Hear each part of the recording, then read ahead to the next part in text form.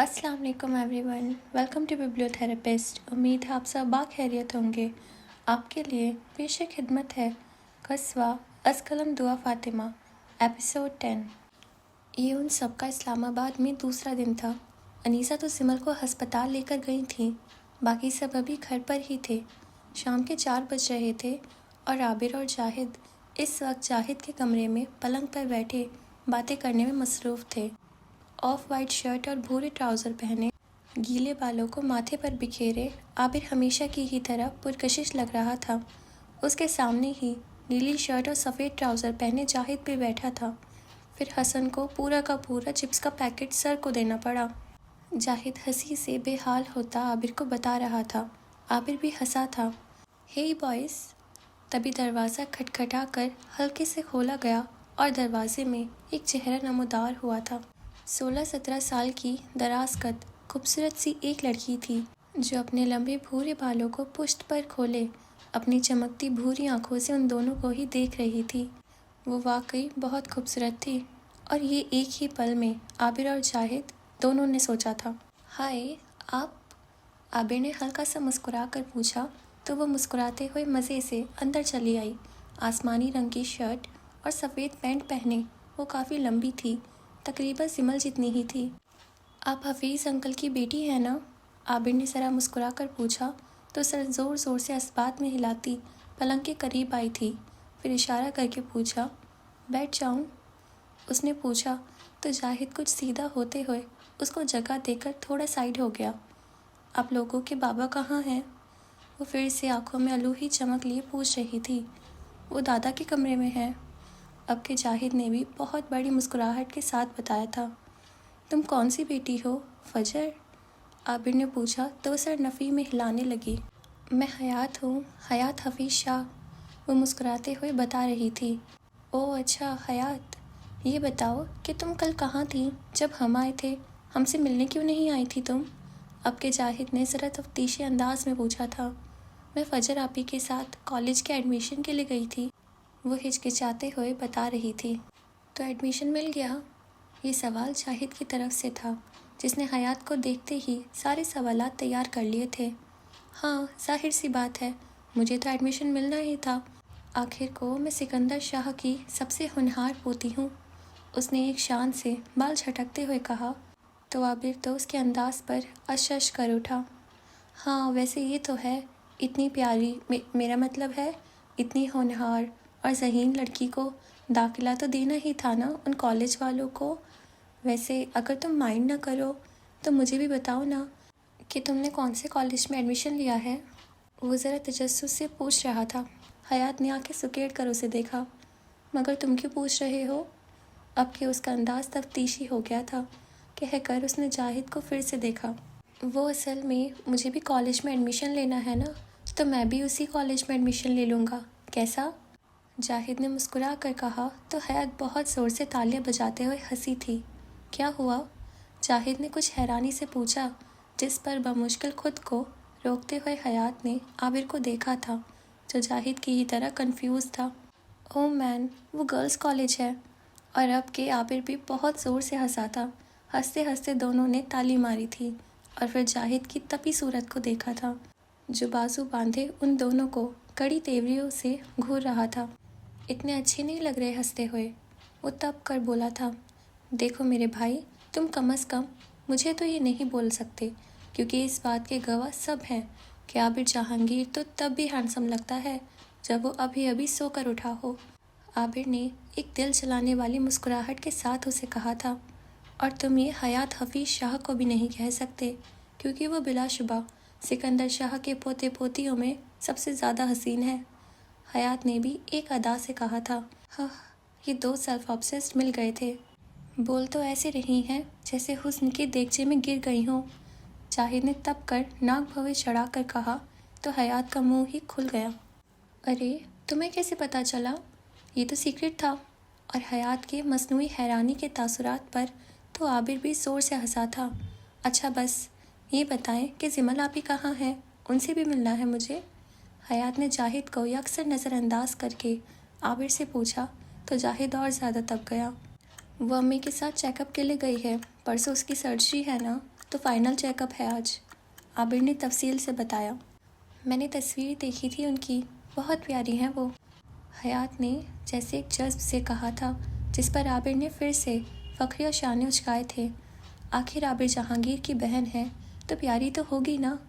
अंदाज कमाल शाहाना था, जिस पर हयात खिलखिला कर हंस पड़ी थी। ये तो मानना पड़ेगा। हयात ने भी ताइदी अंदाज में सर हिलाते हुए कहा तो जाहिद को उस पल आबिर से सही वाली जलसी हुई थी। उसे ठंड लग रही थी, उसका जिस्म तप रहा था और कपकपाहट का शिकार था। उसे सिर्फ अंधेरा ही दिख रहा था। उसे अपना जिस्म किसी चीज़ पर पड़ा मालूम हो रहा था जो मुसलसल हिल रहा था। उसे शायद कहीं ले जाया जा रहा था। अंधेरा उसे अपनी लपेट में लिए हुए था और फिर उस अंधेरे में उसे एक रोशनी का कुमकुमा दिखाई दिया था और फिर वो रोशनी का ज़रा बढ़ता चला गया यहाँ तक कि वो अपने घर में पहुंच गया। 8 साल का, सुनहरी आँखों और स्याह सिल्की बालों वाला वो खूबसूरत सा बच्चा मासूमियत से अपने बाप को देख रहा था, जो उसी का परतव मालूम होता था। लंबा कद, सुनहरी आँखें, स्याह माथे पर गिरते बाल, भूरे शलवार कमीज पहने नरमी से उसे देख रहे थे। मुस्तफ़ा, पता है कि शहादत क्या होती है? उसका बाप उससे ये सवाल पूछ रहा था, जिस पर उसने मासूमियत से नफ़ी में सर हिलाया था। जब हम अल्लाह के लिए उसकी राह में मरते हैं तो उस मौत को शहादत कहते हैं। वो नरमी से उसे समझा रहे थे और वो अपने नन्हे जहन में ये नकोश किए जा रहा था। और गिज़ा पता है क्या होती है? वो फिर से उससे पूछ रहे थे, जिस पर उसने नफ़ी में सर हिलाया था। गिज़ा वो ज़िंदगी होती है जो हम अल्लाह की राह में लड़ते हुए फ़तह हासिल करके ज़िंदा रह जाते हैं। वो बता रहे थे बहुत नरमी से, और फिर उसके हाथ थामे उनके हाथ सर्द पड़ते गए। दोनों के हाथ छूट गए। वो दूर जाते रहे। मुस्तफ़ा उनको दूर जाते देखता रहा। वो उन्हें रोकना चाहता था, मगर वो रुकना नहीं चाहते थे।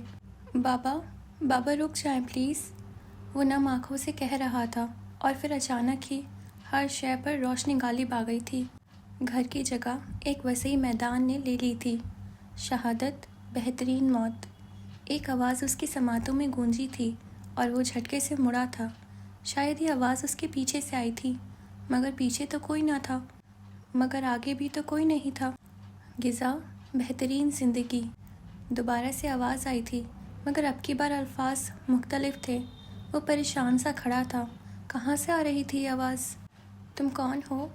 और उस वक्त में ये पहला सवाल था जो उससे किया गया था, उसी अलग सी आवाज़ में जिसमें रौब था, तवाज़न था, शान थी। मैं मुस्तफ़ा हूँ, उसने घुटी घुटी सी आवाज़ में जवाब दिया था। तुम कौन हो? अब की बार बुलंद आवाज़ में उससे सवाल किया गया था। मैं मुस्तफ़ा हूँ, उसने भी चीख कर जवाब दिया था। कौन होता है मुस्तफ़ा? और ये दूसरा सवाल आया था, जिस पर वो कुछ खामोश सा हो गया था। कौन होता है मुस्तफ़ा? वही मुतवज़्ज़न लहज़ा, वही रौबदार आवाज़। चुना हुआ, उसने हल्की सी आवाज़ में जवाब दिया था। किस लिए चुना हुआ? आवाज़ फिर से गूंजी थी। तब्दीली के लिए, फ़तह के लिए, गिज़ा के लिए। इस बार उसके जवाब देने का इंतज़ार नहीं किया गया था, जवाब खुद ही दे दिया गया था। शहादत, बेहतरीन मौत। गिज़ा, बेहतरीन ज़िंदगी। और फिर वो आवाज़ गायब हो गई थी, ऐसे जैसे कभी आई ही ना हो। गिज़ा, बेहतरीन ज़िंदगी। वो खुद से सरगोशी कर रहा था। शहादत, बेहतरीन मौत। वो फिर सरगोशी कर रहा था। भाई, एक आवाज़ आई थी। वो इस आवाज़ को पहचानता था, जानता था। ये आवाज़, ये अंदाज़, ये लहज़ा, सब ही बहुत शनासा सा था। एक लड़की की आवाज़, परेशान सी, मुतफक्कर सी, गहरी और प्यारी सी। हाँ, ये उसके किसी शनासा की ही आवाज़ थी। आंखें खोले भाई, उससे कहा जा रहा था, और साथ ही उसके शाने को हल्के से, बहुत नरमी से हिलाया जा रहा था। खोले ना आंखें। मुस्तफ़ा को अपनी पलकों पे बहुत बोझ महसूस हो रहा था। पलकें उठाना और जुदा करना दो भर हो गया था। महसूस हो रहा था जैसे वो कभी अपनी आंखें नहीं खोल पाएगा, मगर वो आंखें खोलना चाहता था। अंधेरा फिर से गालिब हो रहा था, मगर वो अंधेरा नहीं चाहता था। महसूस हो रहा था گویا وہ اپنی پوری طاقت صرف پلکیں کھولنے پر لگا رہا ہے، اور پھر بہت ہی دھیرے سے اس نے یہ پلکیں ایک دوسرے سے جدا کی تھیں، اور پھر اسی لمحہ ایک شدید درد اس کے پیٹ میں اٹھا تھا۔ آہ، اف! یہ درد ناقابل برداشت لگتا تھا۔ بہت دھیرے سے درد ضبط کرتے ہوئے اس نے آنکھیں کھولی تھیں۔ آنکھیں کھولنے پر اسے سرخ چھت نظر آئی تھی۔ سرخ بصارت دھندلائی ہوئی تھی۔ اس نے سر ذرا سا رخ موڑ کر دیکھا تھا اور اسے اپنے پاس کسی ہولہ کا سا گمان گزرا تھا۔ اس نے سر پھر موڑ لیا تھا۔ نظروں کے سامنے پھر سے سرخ چھت آ گئی تھی۔ اس نے ایک بار پلکیں جھپکائی تھیں، پھر دوبارہ، اور پھر اس نے سر موڑا تھا اور اسے اپنے پاس ایک وجود کھڑا نظر آیا تھا۔ گوری رنگت، پرکشش نقوش، بھوری متفکر سوجی ہوئی آنکھیں، بھورے ماتھے پر بکھرے بال۔ وہ آنکھیں اسے کسی قریبی کی یاد دلاتی تھی، بلکہ وہ آنکھیں تو تھی ہی کسی قریبی کی۔ ہاں، اب کچھ سمجھ آ رہا تھا، یہ آنکھیں تو جعفر صادق کی تھیں۔ مصطفیٰ نے بے یقینی سے اس کو دیکھا تھا۔ بے یقینی کے عالم میں ایک بار نہیں، کئی بار پلکیں جھپکائی تھیں۔ منہ حیرت اور شوق سے کھل گیا تھا اور سنہری آنکھوں میں نمی جھلکی تھی۔ وہ اپنی کیفیت اور شکر گزاری کے جذبات اس وقت بتانے کے لیے الفاظ ڈھونڈ رہا تھا۔ سفیرہ صادق کا ثبوت بچ گیا تھا، وہ مرا نہیں تھا۔ یا اللہ، وہ مرا نہیں تھا۔ مصطفیٰ نے اٹھنے کی کوشش کی تھی، جس پر جعفر نے اس کو شانے سے پکڑ کر پھر سے لٹایا تھا۔ آپ آرام کرے بھائی، جعفر نرمی سے کہہ رہا تھا۔ اس نے نرمی سے مصطفیٰ کے دائیں ہاتھ کو اپنے ہاتھوں کی مضبوط گرفت میں تھاما تھا اور تھوڑا اوپر لے جا کر محبت اور تشکر سے چوما تھا۔ الحمدللہ۔ مصطفیٰ کو اس کی ہلکی سرگوشی سنائی دی تھی۔ جعفر آنکھوں میں نمی لیے کچھ پیچھے ہوا تھا۔ مصطفیٰ نے تشکر سے آنکھیں بند کیے اور ہلکی سی سرگوشی میں کہا، الحمدللہ۔ جعفر کی آنکھوں کی نمی کے برعکس مصطفیٰ ساحلی کی آنکھوں میں بہت سے آنسو تھے۔ وہ آنسو جو بتا رہے تھے کہ اس کا دل کس کیفیت سے گزر رہا ہے، کتنی تکلیف میں ہے۔ کیا نہیں تھا ان آنکھوں میں؟ درد، اذیت، دکھ، پچھتاوا اور ایک الوہی سی شکر گزاری کی چمک۔ جعفر، مجھے اٹھنے میں مدد دو۔ اس نے جعفر کا ہاتھ تھام کر اس کے ہاتھ پر گرفت مضبوط کرتے ہوئے کچھ تکلیف سے کہا، تو جعفر بھی اسے شانے سے مضبوطی سے تھام کر اسے سیدھا بیٹھانے لگا۔ اٹھ کیوں رہے ہیں آپ؟ لیٹے رہیں نا۔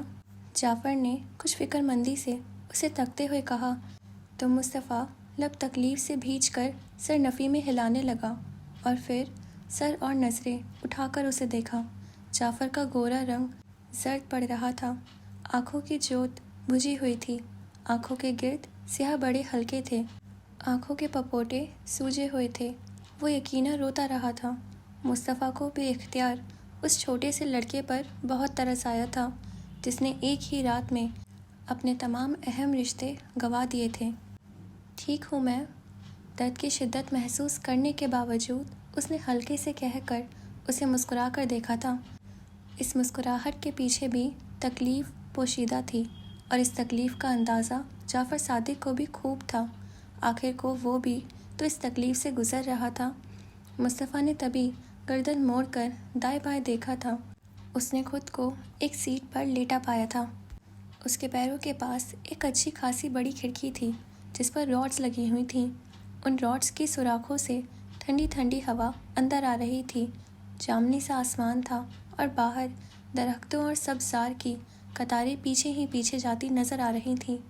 بائیں طرف ایک اور بینچ نما سیٹ تھی، جس پر کچھ بیگز رکھے تھے۔ مصطفیٰ کا منہ حیرت کے مارے کھلا تھا اور اس نے آنکھوں میں بے یقینی لیے جعفر کو دیکھا تھا، جو سنجیدگی سے اسے ہی دیکھ رہا تھا۔ سبز رنگ کا موٹا سویٹر اور بھورا ٹراؤزر پہنے، بھورے بال ماتھے پر بکھیرے، وہ کافی تھکا ہوا لگتا تھا، مگر سنجیدہ اور سپاٹ سا بھی۔ مصطفیٰ نے پھر سے آنکھیں اوپر کی جانب اٹھائی تھیں تو آنکھوں کے سامنے سرخ چھت آئی تھی۔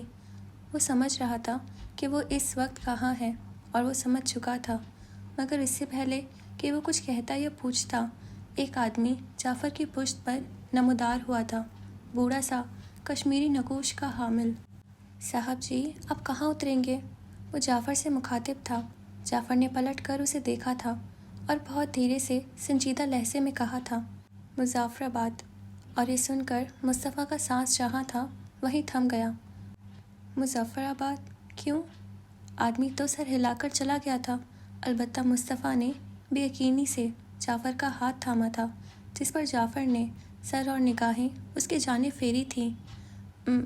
مظفر آباد؟ کیوں جعفر، کیوں؟ مصطفیٰ نے اٹک اٹک کر بے یقینی کے عالم میں پوچھا تھا۔ تو پھر کیا کرتے؟ اس جگہ رہتے جہاں انسانیت نام کی کوئی چیز نہیں ہے؟ وہ سنجیدہ اور سپاٹ سے انداز میں اس سے بولا تھا۔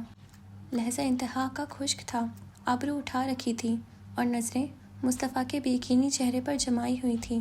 مگر ہم وہاں پاکستان میں رہیں گے کیسے؟ ہمارے پاس تو پاکستانی روپیہ بھی نہیں ہے، نہ ہی میرا شناختی کارڈ اور پاسپورٹ، وہ بھی تو نہیں ہے۔ ہم کیسے رہیں گے وہاں جعفر؟ مصطفیٰ کو الگ ہی فکر کھائی جا رہی تھی۔ اس کی آنکھوں میں پریشانی جھلکی تھی، جس پر جعفر نے ایک ٹھنڈا سانس خارج کر کے اسے دیکھا تھا، پھر آہستہ سے نیچے جھکا تھا، ساتھ ساتھ بولنا بھی جاری تھا۔ آپ فکر نہیں کریں، سب انتظام کر لیا ہے میں نے، وہ کہہ رہا تھا، اور پھر سر اٹھا کر وہ کھڑا ہوا تھا اور مصطفیٰ کے سامنے ایک سیاہ بیگ رکھا تھا اور آہستہ سے اس کی زپ کھولی تھی۔ اس بیگ میں دیکھ کر مصطفیٰ نے حیرت سے اسے دیکھا تھا۔ جواب بھی سپاٹ ہی دکھتا تھا۔